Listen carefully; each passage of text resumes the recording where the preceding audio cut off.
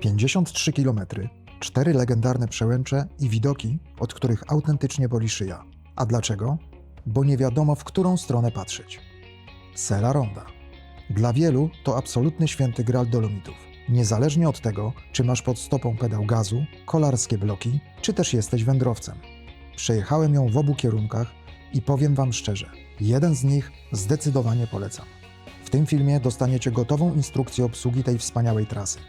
Pokażę wam, jak trafić na dzień, w którym drogi należą tylko do rowerzystów, jak taniej znaleźć hotel wybierany przez ekipę World Touru, nie zbankrutować przy tym i dlaczego warto zatrzymać się na kawę dokładnie tam, gdzie niemal zasnąłem na leżaku.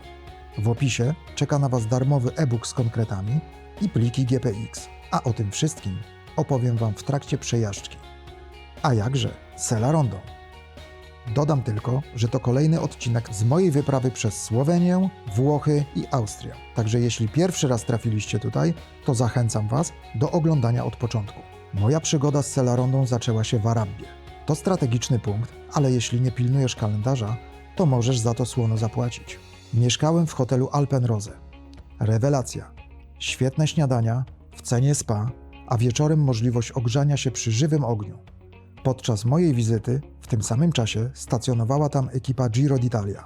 Ale uważajcie, cena z dnia na dzień, w lipcu, to nawet 4000 zł za noc. Ale jest na to sposób. Ja zawsze noclegi na kolejny sezon rezerwuję w listopadzie. Standard ten sam, cena o wiele niższa.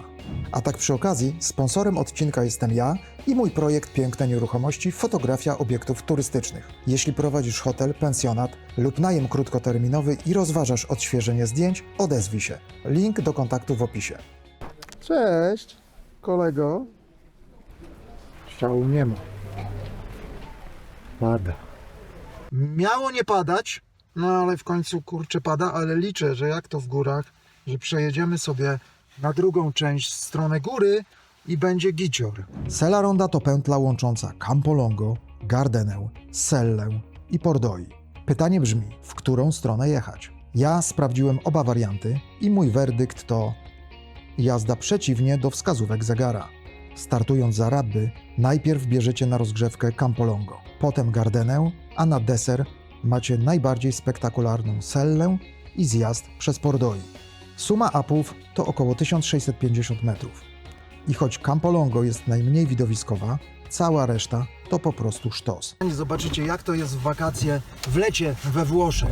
No i jedziemy. Sella Ronda, Sella Ronda. Powiem wam, że jeszcze 2 tygodnie temu w Passo Pardoi spadł śnieg, chyba z 15 cm śniegu i było naprawdę grubo. Tutaj kolarze cisną, mimo tego, że jest niekorzystna pogoda, trochę pada, nie będziemy ich stresowali.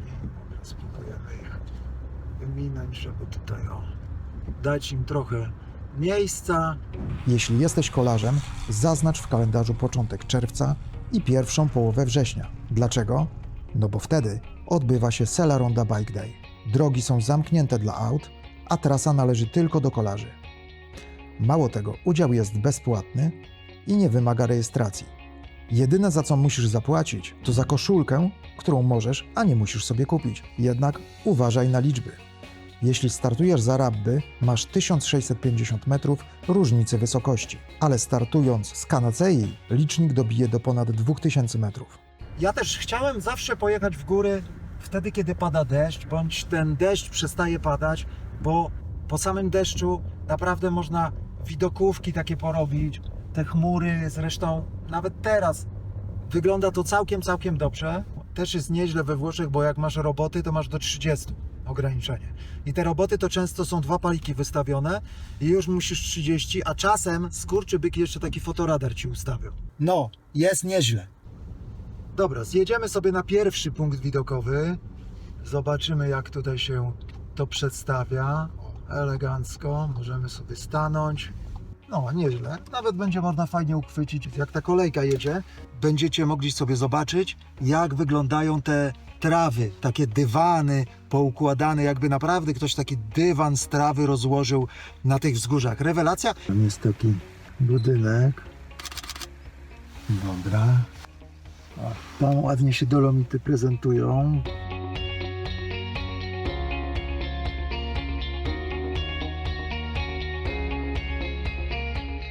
wczorajsza ta droga w stronę Alpe di Siusi przez Corvare, no rewelacyjna, no takie widoki. Widokowe trasy najlepiej jest przejeżdżać w dwóch kierunkach.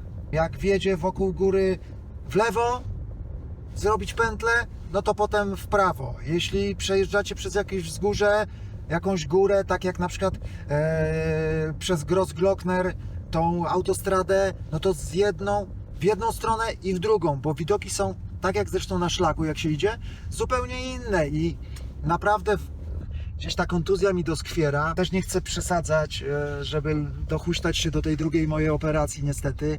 No i cóż, i tak się oszczędzam, a wczoraj zrobiliśmy praktycznie 20 km z plecakiem dość takim, jak na mnie, obładowanym, bo ja chcę w ogóle zjeżdżać całkowicie z tej wagi plecaka, ale jak wiecie, jak facet idzie z kobietą, no to niestety nosi wszystko i tak to jest, że ten plecak i tak jest ciężki, ależ to jest przecież słodki ciężar. Tak przynajmniej ciągle słyszę. Nie wiem, czy wy też, faceci, odezwijcie się. No, także noszę ten słodki ciężar i powiem wam, że czułem mega, tak, na kapturach, już czułem mocno, do tej pory mnie bolą dzisiaj i rano wstałem taki zrąbany jeszcze, ale jak zobaczyłem góry, zobaczyłem, że te chmurki tak ładnie gdzieś tam fruwają i się przelewają, no to stwierdziłem, że pojedziemy sobie na tą Sella Rondę. Pełno jest takich zatoczek, zajazdów, że możecie sobie po prostu zjechać, podjechać i wysiąść, pooglądać, porobić zdjęcia fajne i idziemy to właśnie robić. O, w tamtą stronę też jest i ludzie idą w góry. Patrzcie.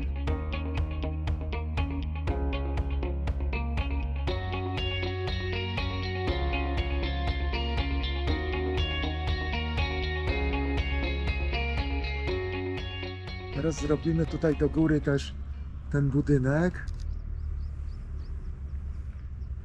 Tu jest taki hotel Savoia. Myślę, że przy pięknej pogodzie jutro będzie sztos. Lecimy!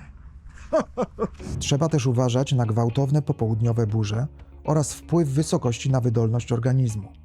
Powyżej 2000 metrów moc kolarza, piechura, biegacza może spaść nawet ponoć o 5–10%.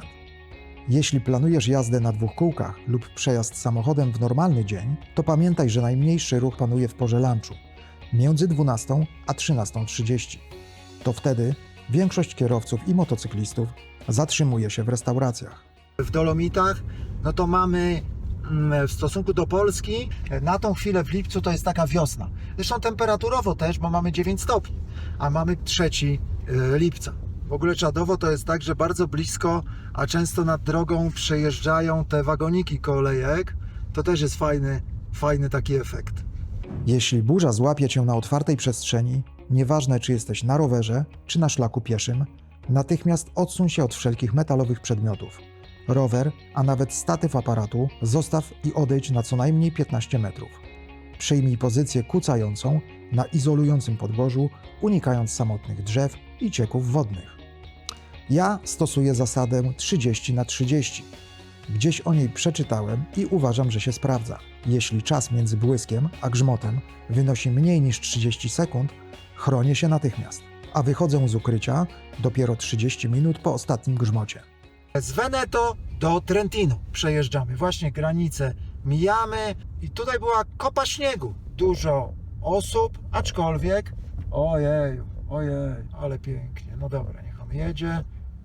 Fajnie się tutaj w ogóle, fajnie w tych Dolomitach, z nimi komponują się włoskie samochody.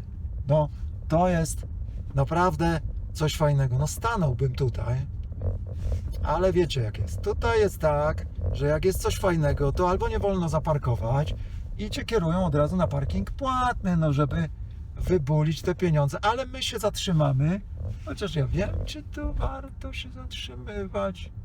Gościówka się zatrzymała. W takim razie nie, my sobie pojedziemy. Tu jest kolejna taka zatoczka, można sobie się zatrzymać, chyba że tu jest wjazd. Nie, tu jest wjazd jakiś, nie będziemy. No dobra, zjeżdżamy. Ciekawostka kulturalna, którą zauważyłem, dotyczy kultury, ale jazdy. Na Sella Rondzie byłem pod wrażeniem. Kolarze sygnalizowali mi ręką, że droga wolna. Natomiast ja, w rewanżu, Kiedy ich mijałem, zachowywałem maksymalną odległość. To standardy, których powinniśmy się trzymać również w Polsce. Także polecam Sella Ronda. Zapamiętajcie, rowerzyści, którzy oglądacie ten odcinek, bo naprawdę fajna sprawa. Jednak mimo to nie obyło się bez niebezpiecznych wydarzeń. Widziałem skutki wypadku jednego z kolarzy na zjeździe. Pamiętajcie, Sella Ronda przebiega na dużych wysokościach. Może być tłoczno, a niestety łatwo jest nabrać dużej prędkości na zjazdach, zarówno rowerem, jak i samochodem.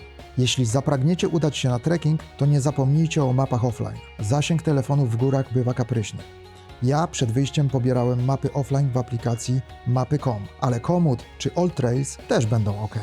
Kolejna sprawa to latarka czołowa. Zawsze mam ją w plecaku na wypadek opóźnienia na szlaku lub chęci podziwiania zachodu słońca. No i obuwie. Dolomity są skaliste i sypkie. Nawet na łatwiejszych trasach mam solidne buty trekkingowe z dobrą przyczepnością. Już teraz mam na tyle doświadczenia, że wiem, żeby nie trzaskać fury zdjęć, bo potem to trzeba wszystko przeglądać. Człowiekowi się nie chce, jak tak przywiezie z kilka tysięcy zdjęć z takiego wyjazdu, to niektóre te wyjazdy ja jeszcze nie przejrzałem zdjęć sprzed na przykład 3-4 lat. A teraz po prostu ciach, ciach i mam 2-3 ujęcia i tak z tego się da fajnie wyciągnąć. A teraz moje ulubione punkty na trasie. Pierwszy to oczywiście Passo Sella. To jedna z najsłynniejszych przełęczy w Dolomitach. Położona na wysokości 2244 metry nad poziomem morza. To kluczowy punkt, który łączy doliny Val di Fassa oraz Val Gardena. 2244 metry i idziemy sobie zobaczyć tam dalej. Motocykliści, wszyscy ruch duży. Kolarze, ale widoki są kapitalne.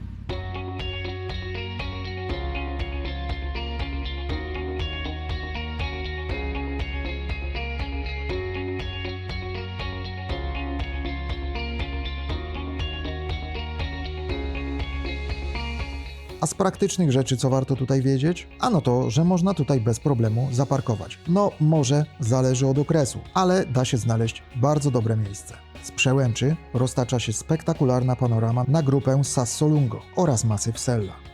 To kultowe miejsce, mekka dla kolarzy oraz motocyklistów w sezonie letnim. Co ciekawe, możecie mieć podgląd na żywo. Aktualne warunki można sprawdzić na live webcam Passo Sella. Link w opisie filmu. I co ciekawego, na przykład bardzo dużo tutaj osób jeździ rowerami, ale nie tylko rowerami takimi klasycznymi, ale elektrykami. I powiem Wam, że ja kiedyś miałem taki stosunek do tych elektryków bardzo nieciekawy. Dla mnie to były takie oszusty, nie? No na oszuście jedzie, pedałuje nie za wiele, a chodziło mi o to, że nie jest to sport, nie? Ale to nie chodzi o to chyba, żeby to był sport właśnie. Bardzo dużo osób ma po prostu łatwość w podjechaniu, bardzo dużo osób zaczyna być aktywnym, właśnie uważam dzięki elektrykom, a w górach to już w ogóle te elektryki to jest rewelacja, na przykład dla dzieci, które mogą dojeżdżać do szkoły. Ja w Szczyrku widziałem, jak sobie elegancko cisnął pod górę, no i wyobraźcie sobie, że musiałby na zwykłym rowerze ten dzieciak zapierdzielać do szkoły i z powrotem pod taką dupną górę wjeżdżać do domu.